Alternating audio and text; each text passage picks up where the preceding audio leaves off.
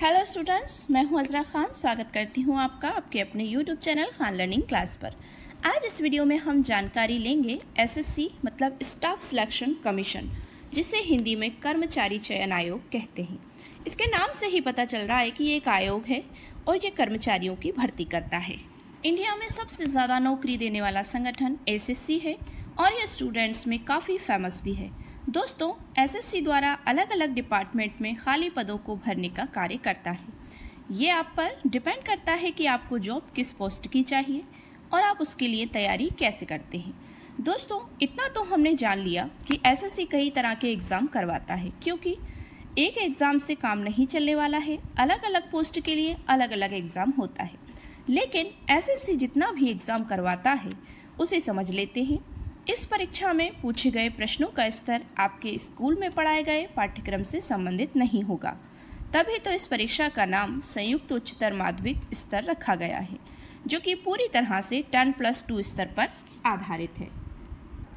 सबसे पहले एसएससी से रिलेटेड थोड़ी सी बेसिक जानकारी हम ले लेते हैं कि एसएससी सीजीएल नाम का एक पेपर होता है, जिसमें सब्जेक्ट आपके basic English, math, reasoning, general knowledge, ठीक है ना। स्टेज ऑफ एग्जाम्स, अब एग्जाम की क्या स्टेज रहती है? टीयर 1 में प्रीलिम्स होता है, टीयर 2 मेंस होता है, इसके बाद कंप्यूटर टाइपिंग टेस्ट होता है और इसके बाद फिजिकल मेडिकल होता है।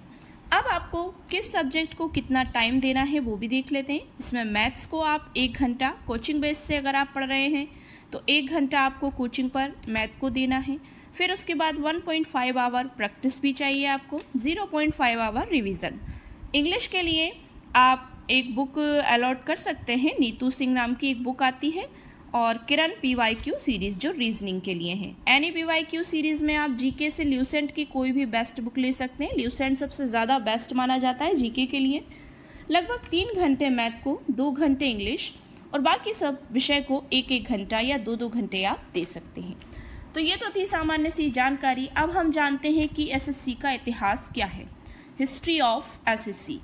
4 नवंबर 1975 को भारत सरकार ने एक आयोग का गठन किया था, जिसे अधीनस्थ सेवा आयोग या सबऑर्डिनेट सर्विस कमीशन कहा जाता था। 26 सितंबर 1977 को अधीनस्थ सेवा आयोग का नाम बदलकर कर्मचारी चयन आयोग कर दिया गया। इसे आमतौर पर एसएससी स्टाफ सिलेक्शन कमीशन के नाम से भी जाना जाता है। एसएससी साल में 8 तरह के एग्ज़ाम करवाती है। ये सभी एग्ज़ाम्स को शॉर्ट में जान लेते हैं। सबसे पहले है MTS, जिसका फुल फॉर्म होता है मल्टीटास्किंग स्टाफ। इसके बाद आता है CHSL, combined higher secondary level, CGL, combined graduate level. फिर आता है चौथे नंबर पर स्टेनोग्राफर। स्टेनोग्राफर तो सभी जानते हैं।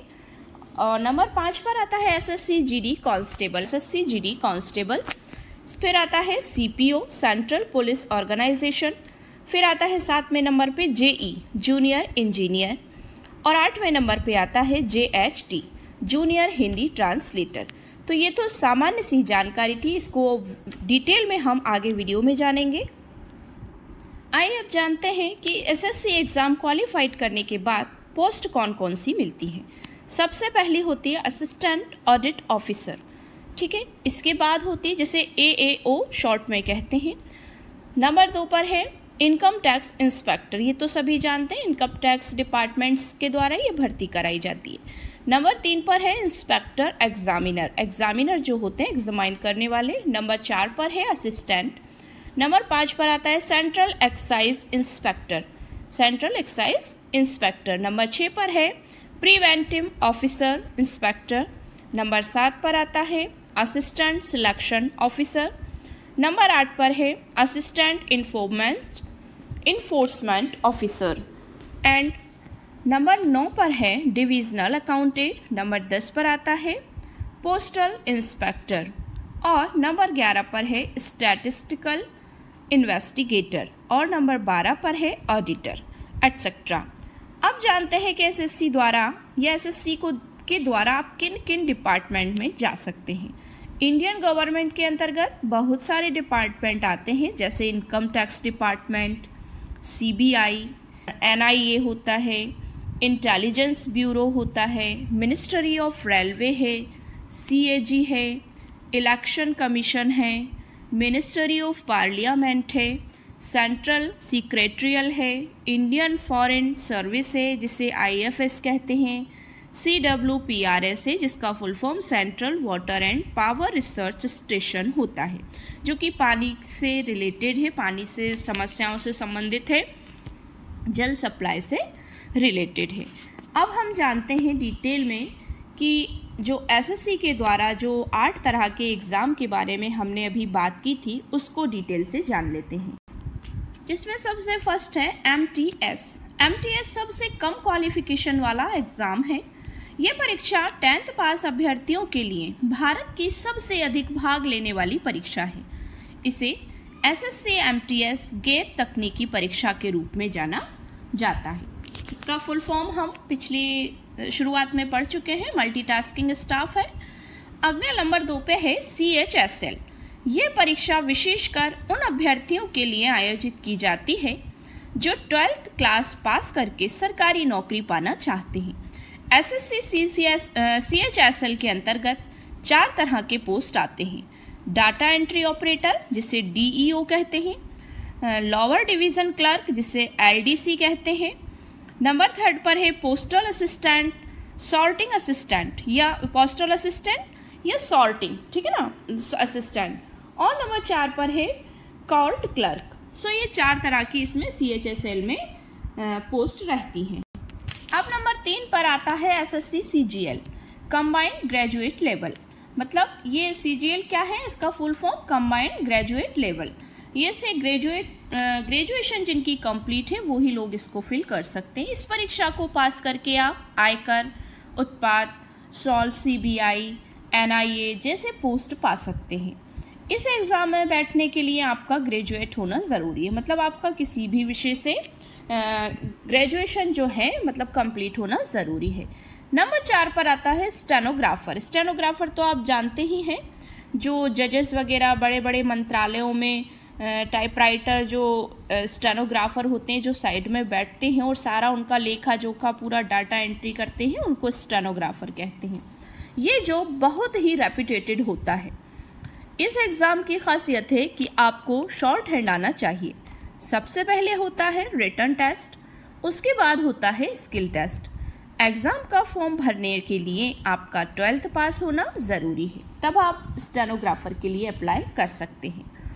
स्टेनोग्राफर का काम हाई कोर्ट में, मंत्रालयों में, सरकारी संस्थानों में, पत्रकार के रूप में ऐसी कई जगहों पर अधिकारियों के द्वारा किए गए बातचीत का नोट्स ऐड में रखना और फिर उसको टाइप करके उसका डाटा सेव रखना आदि काम होते हैं।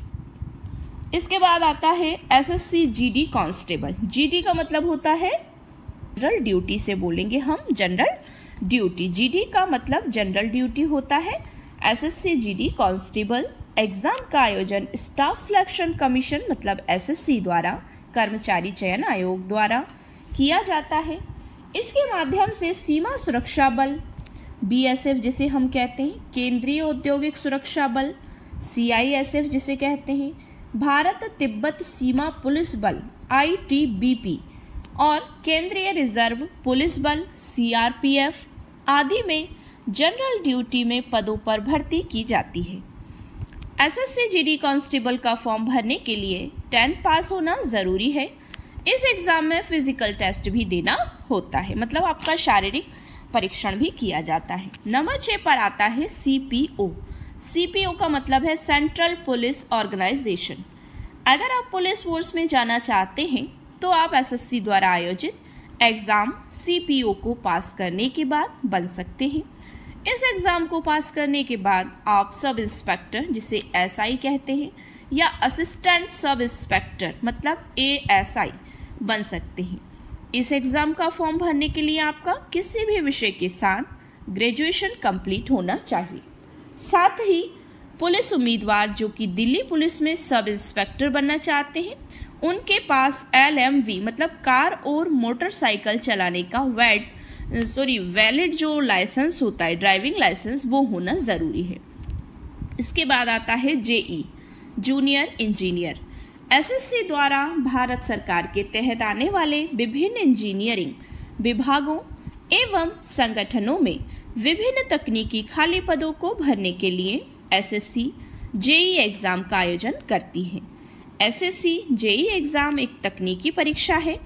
इस एग्जाम का फॉर्म भरने के लिए आपके पास तकनीकों का ज्ञान और समझ होना जरूरी है, जिसके लिए आपको डिप्लोमा या इंजीनियरिंग किया हुआ होना चाहिए। अगर आपके पास किसी मान्यता प्राप्त विश्वविद्यालय या संस्थान से इन 3 विषयों सिविल, मैकेनिकल, इलेक्ट्रिकल में से किसी भी एक विषय में बैचलर डिग्री या डिप्लोमा होता है तो आप एसएससी जेईई की परीक्षा दे सकते हैं। इसके बाद सबसे लास्ट में जो 8वें नंबर पर आता है जेएचटी। जेएचटी का मतलब होता है junior Hindi translator. SSC JHT exam SSC द्वारा आयोजित महत्वपूर्ण परीक्षाओं में से एक है, जो प्रत्येक वर्ष भारत सरकार के विभिन्न मंत्रालयों, विभागों एवं संगठनों में अनुवादकों के खाली पदों को भरने के लिए आयोजित की जाती है। जो ट्रांसलेटर होते हैं उनको भरने के लिए आयोजित होती है। यह परीक्षा उन छात्रों के लिए खास तौर पर आयोजित की जाती है जिन्होंने हिंदी या इंग्लिश में बैचलर की डिग्री प्राप्त की है और वह एक सरकारी अनुवादक बनना चाहते हैं। जूनियर ट्रांसलेटर बनने के लिए आपको हिंदी से पोस्ट ग्रेजुएशन मतलब मास्टर डिग्री होना चाहिए। साथ में इंग्लिश विषय का भी होना ज़रूरी है। साथ ही जो इंग्लिश से हैं उनका भी ग्रेजुएशन अंग्रेजी विषय में हिंदी के साथ होना चाहिए। तो दोस्तों, ये था एसएससी के द्वारा आयोजित सभी 8 एग्जाम के नाम और उनसे संबंधित जानकारी। आई होप सो आपको वीडियो पसंद आया होगा। अगर वीडियो पसंद आया तो वीडियो को लाइक शेयर करिए, चैनल को सब्सक्राइब कर लीजिए। सब्सक्राइब करते वक्त बेल आइकन प्रेस करना बिल्कुल ना भूलें, जिससे कि आप हमारी कोई भी लेटेस्ट अपलोड को मिस ना करें। Thanks for watching my video and see you again with the next video. Thank you so much once again.